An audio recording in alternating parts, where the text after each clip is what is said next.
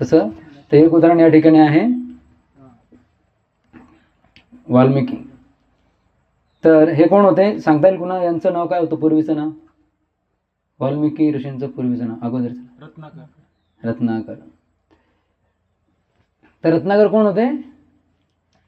एक शिकारी.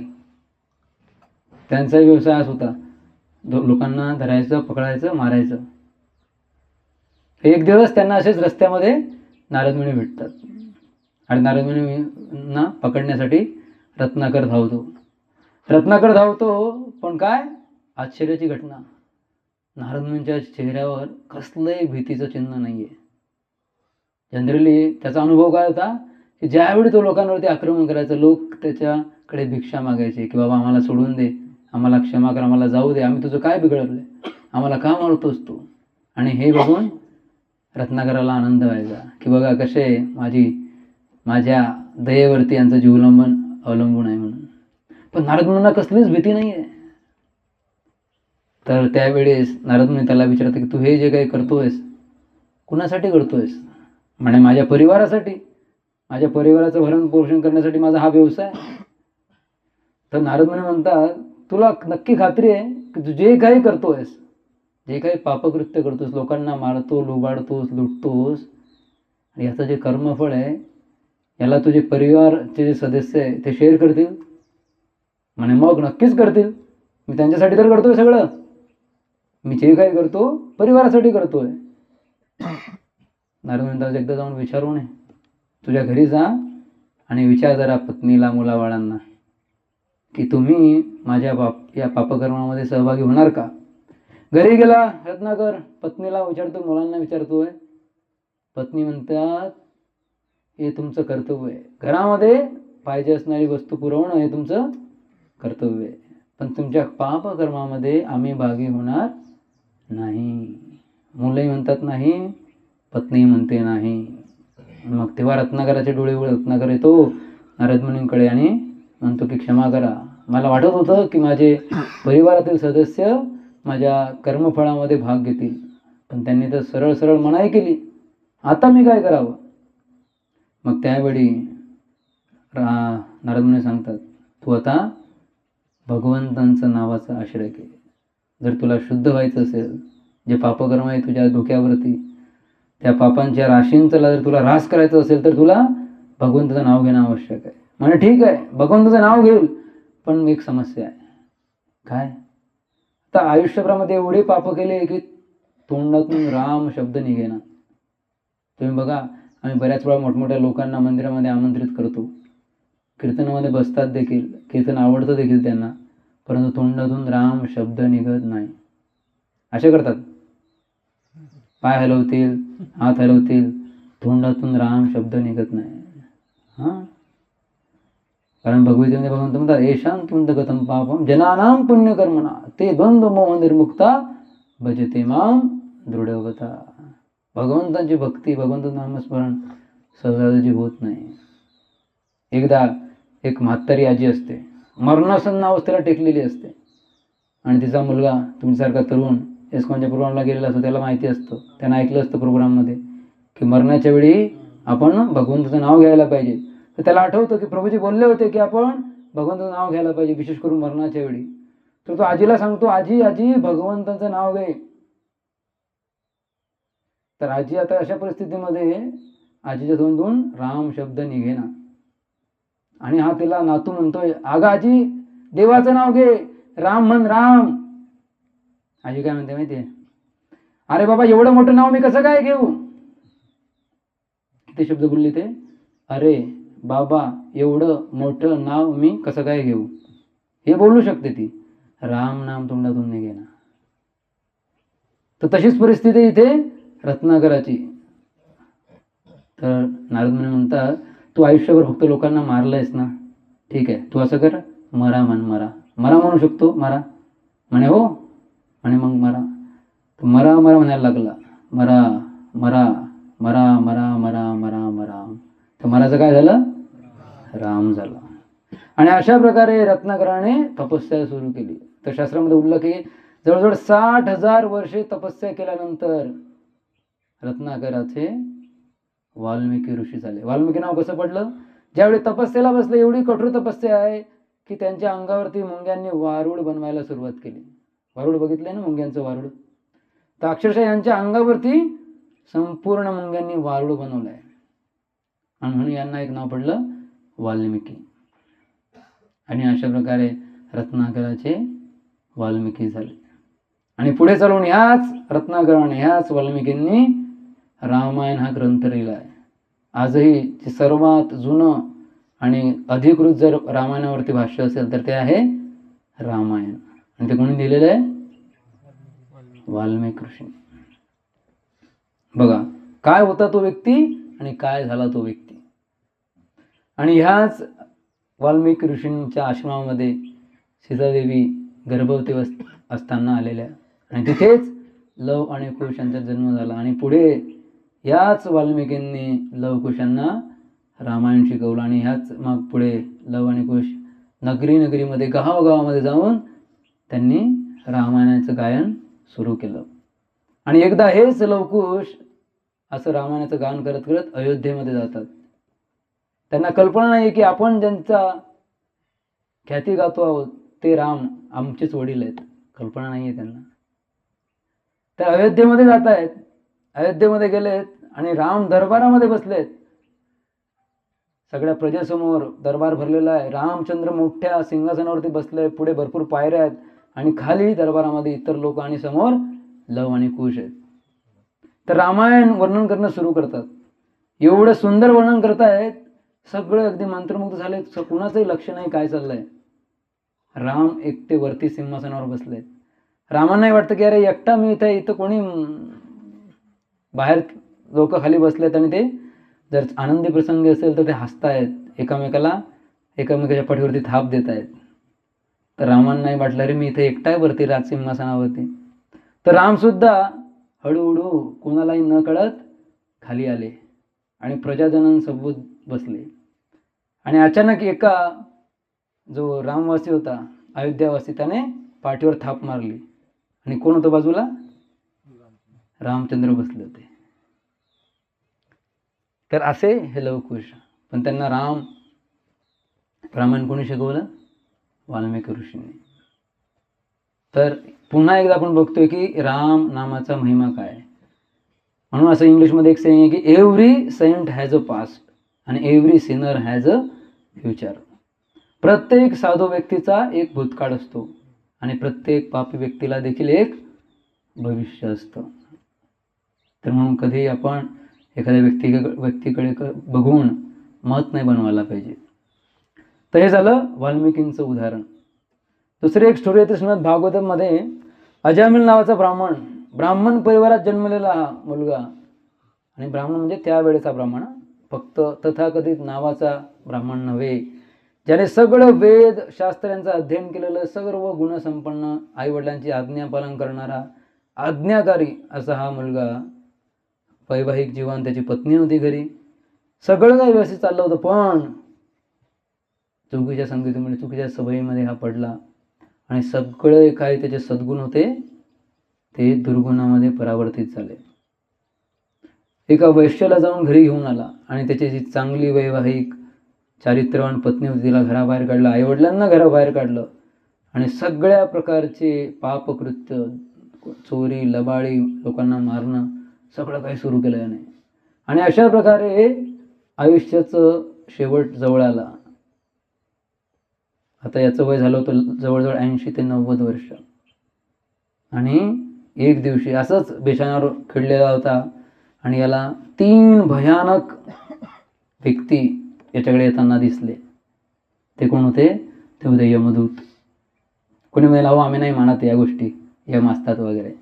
तर मला सांगा, आपण मानो की न मानो त्याच्यामुळे सत्य परिस्थिती बदलते का? तुम्ही म्हणाल मी ट्रॅफिकचे नियम मानत नाही, मी माझ्या मनाला पटेल तशी गाडी चालवणार, लाल देवा लागला तर मी थांबणार नाही, मी गाडी जोरात पळवणार. पळवू शकतोस, पण त्याच्यानंतर काय होईल? हवालदार काय देतील? एक चलान पडेल तुमच्या नावाने. तर तुम्ही माना की न माना, जे नियम आहेत ते आहेतच. तर आपण किती म्हटलं की नाही रे आपण मानत नाही, यमदूत असतात वगैरे वगैरे, नाही, आपल्या मान्याने आपण किती छातीटोकपणे बोललो तरी सत्य परिस्थिती बदलत नाही. तर याला 3 यमदूत दिसतात. 3 यमदूत का दिसतात? कारण आपण जीवनामध्ये 3 प्रकारे पाप करतो. एक काया म्हणजे आपल्या शरीराद्वारे, एक वाचा म्हणजे आपल्या बोलण्याद्वारे, आणि एक आहे मनसा, मनाद्वारे. तर म्हणून 3 यमदूत याला घ्यायला येतात आणि याला ओढू लागतात. आपण चर्चा केली होती सुरतीमध्ये पण की आपले 2 शरीर आहेत, एक सूक्ष्म शरीर आहे, एक स्थूल शरीर आहे. ते हाडामाचं शरीर तर तेच पडलेलं असतं. ते यमदूत कोणतं शरीर घेऊन जातात? आपलं सूक्ष्म शरीर, जे मन, बुद्धी आणि अहंकाराने बनलेलं आहे, त्याला खेचून घेऊन जात आहेत. इथं बघताय तो पडलेला बेशनावरती आहे, पण यमदूताने त्याला यमपाशामध्ये बांधलंय आणि ते तिथून घेऊन जाऊ लागतात. पण त्यावेळी एक आश्चर्यकारक घटना घडते. अजामिलाचा एक लहान मुलगा असतो, त्याचं नाव असतं नारायण. कोणत्या तरी सद्गुणाने चुकून का होईना याने आपल्या मुलाचं नाव ठेवलं असतं नारायण. तर लहान मुलगा आहे, लहान मुलं सगळ्यांना आवडतात, तसा याचाही लहान मुलावरती खूप आसक्त होता. तर आता मरणासन्न परिस्थिती आली आणि आता पुढे यमदूत दिसत आहेत. तर याने जोराने हाक मारले. कुणाला? त्याच्या मुलाला, नारायण. आणि त्या क्षणी 4, जसे या ठिकाणी दिसत आहेत, 4 विष्णुदूत अतिशय प्रखर चतुर्भुज रूपामध्ये त्या ठिकाणी प्रकट झाले आणि त्यांनी हे यमदूतांना थांबवलं. म्हणजे तुम्ही याला घेऊन जाऊ शकत नाही. का? पहिल्यांदा असं झालं होतं की यमदूतांना कुणीतरी थांबवत आहे. आजपर्यंत यमदूतांना असा अनुभव नव्हता की ते कुणाला घ्यायला जातील आणि कुणी त्याला थांबवेल म्हणून. कधी असं घडलं नव्हतं. तर यमदूतांना सुद्धा आश्चर्याचा धक्का येतो की कोण हे 4 लोक. तर दोघांमध्ये वाद सुरू झाला. विष्णुदूत म्हटले की तुम्ही याला हात लावू शकत नाही. म्हणे का? म्हणे हा पूर्णपणे पापातून मुक्त झालाय. म्हणे कसं काय? अरे याची पूर्ण जन्मकुंडली आमच्याकडे, आणि काय काय केलं आयुष्यभरामध्ये, सगळे पापांचा लेखाजोखा आमच्याकडे, आणि तुम्ही कसं काय म्हणता की हा पापमुक्त झालाय? म्हणे हो. ज्या क्षणी याने नारायण या शब्दाचा उच्चारण केलं त्या क्षणी हा सर्व पापातून मुक्त झालेला आहे. आणि अशा प्रकारे त्यांना ते थांबवतात. आणि मग अजामिल हे सगळं बघतोय. तो बघतोय की काय चाललं आणि कशा प्रकारे या लोकांनी थांबवलं आणि सांगितलं की याने नारायणाचं नाव घेतलं म्हणून याला तुम्ही घेऊन जाऊ शकत नाही. आता मात्र त्याला कळून चुकलं की आता ही आपल्याला अजून एक संधी मिळाली आहे. तर पुन्हा एकदा अजामिलाने तो हरिद्वार या ठिकाणी गेला आणि त्या ठिकाणी जाऊन त्याने गंगा नदीच्या किनारी तपस्या सुरू केली. आणि अशा प्रकारे त्याने पुन्हा एकदा जो त्याला सेकंड चान्स मिळाला होता त्याचं सोनं केलं. आणि शेवटी त्याला तेच 4 विष्णुदूत भगवद्धामात घेऊन जाण्यासाठी आले. तर म्हणून श्रीमद भागवतम मध्ये 12व्या स्कंदामध्ये एक श्लोक आलेला आहे. संपूर्ण श्रीमद भागवतमचा शेवटचा श्लोक आहे. पूर्ण भागवतांची सांगता या श्लोकामध्ये होते. श्लोक काय बघा, आपण म्हणू शकता, नाम संकीर्तनम यस्य सर्व पाप प्रणाशनम प्रणामो दुःख शमना तम नमामि हरिं परम. तर भागवतमाची सांगता या श्लोकाने होते. जे 18,000 श्लोकांचं भागवतम आहे त्याचा शेवटचा श्लोक हा आहे मित्रांनो. काय म्हटलं या ठिकाणी? कोणी वाचू शकेल आपल्यापैकी?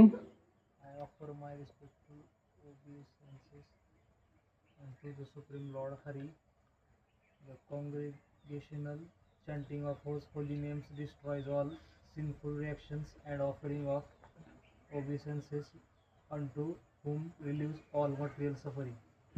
The congregational chanting of whose holy name. कुणाचं holy name? भगवंतांचं. काय होतं? Destroy all sinful reaction. है ना? कितीही मोठं पाप आपल्या हातून घडलं असेल कळत न कळत, त्या सगळं निष्फळ करण्याचं कार्य करतं भगवंतांचं पवित्र नाम. तर आता आपल्या महाराष्ट्राला संतांची भूमी म्हटलं जातं, बरोबर? तर कित्येक संत होऊन गेलेत, त्यांनी काय केलं आहे? भगवंतांच्या नावाचा महिमा वर्णन केलेला आहे. तर त्यातील काही उदाहरणं बघूया आपण. ते कोणी सांगू शकाल तुम्ही? गोरा कुंभार. त्यांचं एक अभंग आहे, त्यामध्ये म्हणतात, तुझे रूप चित्ती राहो मुखी तुझे नाम, देह प्रपंचाचा दास सुखे करो काम. काय म्हणतायत? तुझे रूप चित्ती राहो. मतलब भगवंता माझ्या चित्ती, माझ्या मनामध्ये कुणाचं रूप यायला पाहिजे? जर मी डोळे बंद करेल तर मला तुमचं दर्शन झालं पाहिजे. आपल्या चित्तामध्ये दुसरं कोणीच फिरत असतं. तर गोरा कुंभारांची इच्छा काय बघा, जर मी डोळे बंद केले भगवंता मला तुमचं रूप समोर यायला पाहिजे. पुढे म्हणतात मुखी तुझे नाम. मुखातून काय निघायला पाहिजे? तुझं नाव निघायला पाहिजे भगवंता. देह प्रपंचाचा दास सुखे करो काम. या देहासाठी आपल्याला प्रपंच करावा लागलो, संसार करावा लागतो. परंतु हे सगळं करत असताना आपण मात्र भगवंताचं नाव नाही सोडायला पाहिजे. या ठिकाणी तुम्हाला एक दृश्य दिसतंय. कुणाला माहिती स्टोरी काय? यस जयदीप प्रभू सांगा थोडक्यात. ते कुंभार असतात, ते माती तोडत असतात. तर त्याच्यामध्ये ते भगवंताच्या नावामध्ये लीन असतात.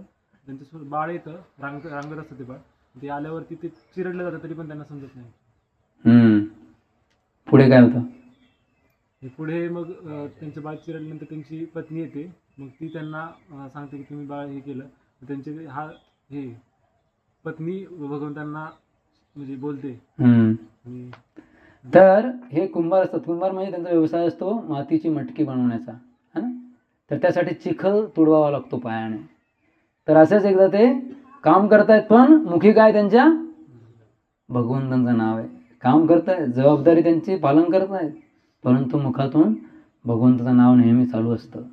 पण हे चालू असताना एवढे मग्न असतात की त्यांचं छोटं मूल रांगत रांगत कधी त्यांच्या पायाखाली येतं त्यांना कळत सुद्धा नाही. आणि थोड्या वेळाने पत्नी ते बघते तर काही ते रक्ताचं थारोड्यामध्ये ते लहान मूल पडलंय आणि ते गतप्राण झालेलं आहे. आणि ती खूप त्यांना कोसते की तुम्ही कसले पिता आहात तुम्ही, की स्वतःचं मूल तुमच्या पायाखाली आलं आणि ते मरण पावलं तरी तुम्हाला शुद्ध नाहीये.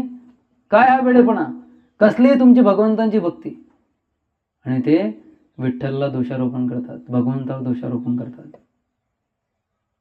परंतु शेवटी भगवंताच्या कृपेमुळे पुन्हा एकदा त्यांचं मूल जिवंत होतं. तर नामावरती एवढी श्रद्धा आहे त्यांची. नंतर आपले तुकाराम महाराज एका अभंगामध्ये म्हणतात, तुटो हे मस्तक फुटो हे शरीर, नावाचा गजर सोडू नये, नाशवंत देह झाला जरी भंग, परी कीर्तन रंग सोडू नये. ऐकलंय आपण काय म्हणताय? तुटो हे मस्तक फुटो हे शरीर. शरीराची कशी गती होऊ दे, मी कशाही परिस्थितीमध्ये असू दे, काय करायचं? नामाचा गजर सोडू नये. आपण भगवंताचं नाव घेत राहिलं पाहिजे. नाशवंत देह, अरे हा देह नाशवंत आहे, एक दिवस हा जाणारच आहे. किती काही आपण आयुष्यभर जमवलं तरी ते इथंच सोडावं लागणार आहे. परंतु एक गोष्ट अशी मित्रांनो जे आपण आपल्या सोबत घेऊन जाऊ शकतो ते आहे हरिनामाची शिदोरी. शिदोरी शब्द ऐकला आपण? शिदोरी कधी दिली जाते? शिदोरी ज्यावेळी मुलगी माहेरी जाते, आई वडिलांचं एवढं प्रेम असतं की आता मुलगी दुसऱ्या घरी चालली आहे, तर म्हणून सासऱ्याच्या घरी चालली म्हणून काय दिलं तिला? बरेचसे खाद्यपदार्थ वगैरे बांधून दिले जातात की जेणेकरून कमीत कमी प्रवासामध्ये का होईना किंवा गेल्यानंतर दुसऱ्या दिवशी का होईना तिला माहेरची आठवण येऊ नये म्हणून सोबत शिदोरी दिली जाते. तर आपल्यासोबत एकच शिदोरी सोबत येऊ शकते आणि ती म्हणजे आहे आपण जीवनभरामध्ये किती हरिनाम कमवलंय. पैशाच्या बाबतीत नव्हे, आपण किती वेळा भगवंताचं नाव घेतलंय तेच आपल्यासोबत येणार आहे मित्रांनो. आणि म्हणून आपण भगवंतांचं, म्हणून आपले सगळे साधू संत ओरडून ओरडून सांगतायत. तुकाराम महाराज म्हणतात, ज्यावेळी तुकाराम महाराज सदेह वैकुंठाला गेले त्यावेळी जाण्याच्या अगोदर म्हणतायत, आता तरी पुढे हाची उपदेश, नका करू नाश आयुष्याचा. म्हणतात की आता यापुढे तुम्हाला हाच उपदेश देतो मी. झाला तेवढा नाश पूर्ण झाला, जेवढा वेळ गेला तेवढा व्यर्थ आता पुरे झाला. नका करू नाश आयुष्याचा, सकळांचे पायी माझे दंडवत. म्हणतात की बाबांनो मी तुमच्या चरणांच्या लोटांगण घालतो, तुम्हाला विनवणी करतोय, आपुलेचे चित्त शुद्ध करा. चित्त शुद्ध करा. आणि ते चित्त शुद्ध करण्यासाठी काय प्रोसेस आहे? विठ्ठल विठ्ठल विठ्ठल विठ्ठल हरी भगवंतांचं नाव, ही प्रोसेस त्यांनी सांगितली. एका अभंगामध्ये म्हणतात, नाम घेता उठा उठी होय संसाराची तुटी, ऐसा लाभ बांधा गाठी, विठ्ठल पायी पडे मिठी, नामा परते साधन नाही, जे तू करशी अनेक काही, हा करोणी सांगे तुका. काय म्हणतात? हाकारोणी. आपण हाक देतो ना मोठ्याने, ज्यावेळी एखादी त्याला ऐकू येत नसेल तर मोठ्याने आरोडी द्यावी लागते, त्याला म्हणतात हाक. तर म्हणतात हाकारोणी सांगे तुका. तर तुकाराम महाराज ज्यांनी आयुष्यभर भगवंताच्या नावाचा जप केला, लोक ऐकत नव्हते, म्हणून म्हणतात मी हाकारोणी सांगतोय, तुम्हाला मोठ्या मोठ्याने सांगतोय, नाम घेता राहू नका, नाम घेता राहू नका. म्हणतायत की भगवंताचं नाव तुम्ही घ्या, भगवंताचं नाव मात्र सोडू नका. तर अशा प्रकारे आपण बघतो सगळे जे साधू संत आहेत ते आपल्याला हेच सांगतायत की बाबांनो, भगवंतांचं नाव घ्या. आपल्या अजून एक संत होऊन गेले, त्यांचं नाव आहे बिल्लोमंगल ठाकूर. ते म्हणतात ह्या छोट्याशा सुंदर भजनामध्ये, जिव्हे रसग्गे मधुर प्रियात्मं. बोला, जिव्हे रसग्गे जिव्हे रसग्गे मधुर प्रियात्वं, सत्यं हितं त्वां परमं वदामि, आवर्णयेतात मधुराक्षराणि, गोविंद दामोदर माधवेति, गोविंद दामोदर माधवेति, गोविंद दामोदर माधवेति. तर खूप सुंदर यामध्ये म्हणतात जिव्हे रसग्गे. रसग्गे म्हणजे काय? आपली जिव्हा. कारण या जिव्हेला वेगवेगळ्या पदार्थांचा रस घ्यायला आवडतो, जिव्हे रसग्गे. आणि म्हणतात मधुर प्रियात्मं. तर म्हणतात हे जिव्हा, तुला गोड पदार्थ चाकायची खूप इच्छा आहे ना. श्रीखंड किती लोकांना आवडला आजचं? आवडलं ना. तर मधुर प्रियात्मं, तुला गोड पदार्थ चाकायची खूप इच्छा असते ना नेहमी. तर मी तुला सत्य सत्य सांगतो, तुला खरं खरं सांगतोय आणि तुझ्या हिताचं सांगतोय. सत्यम हितम त्वाम परमं वदामि. मी जे काही सांगतोय ते खरं आहे आणि तुझ्या हिताचं आहे, तुझ्या भल्यासाठी सांगतोय. काय? आवरण येतात मधुराक्षराणी. आवरण म्हणजे काय? एखाद्या गोष्टीची पुनरावृत्ती करणं, त्याला म्हणतात आवर्तन.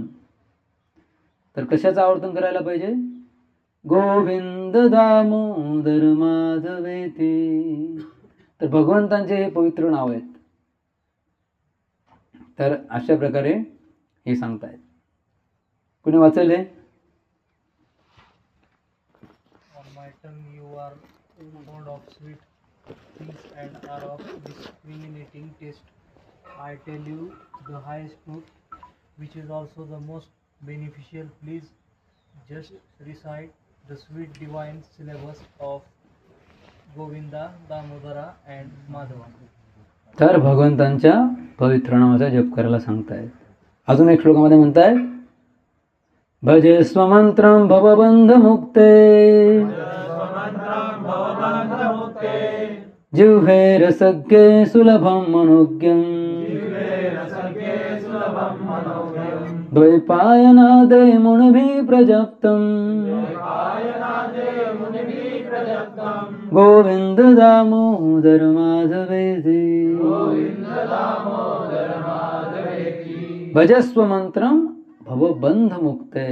हा असा मंत्र आहे जो आपल्याला भवबंधनातून मुक्ती देऊ शकतो आणि हा अगदी सुलभ आहे.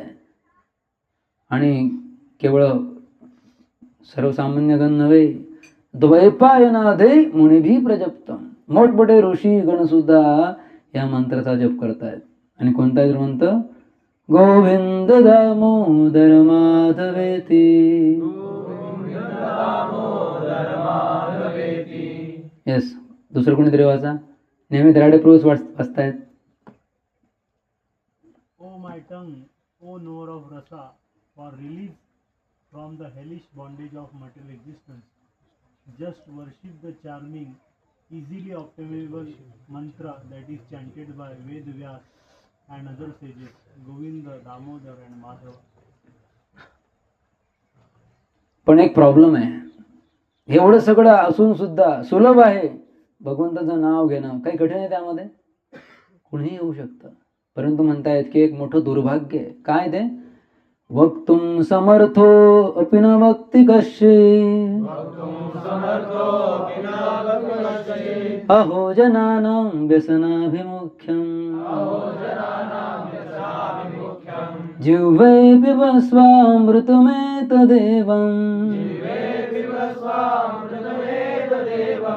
गोविंद दामोदर माधवेति. वक्तुम समर्थोपी म्हणजे प्रत्येक जण बोलण्यासाठी समर्थ आहे.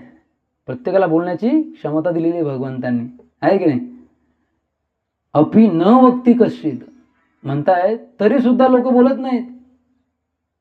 जसं त्या म्हातारीच्या उदाहरणामध्ये आपण बघितलं, तिला इतकं लांब वाक्य बोलण्याची क्षमता आहे, पण देवाचं नाव नाही घ्यायचं आहे. तसेच या जगातले लोक सुद्धा पूर्ण समाजामध्ये काय चाललंय, पॉलिटिक्समध्ये काय चाललंय, स्पोर्ट्समध्ये काय चाललंय, बॉलिवूडमध्ये काय चालू आहे, टॉलिवूडमध्ये काय चालू आहे, सगळं चर्चा करायला एक नंबर, परंतु भगवंतांचं नाव घ्यायला कोणाची इच्छा नाही आहे.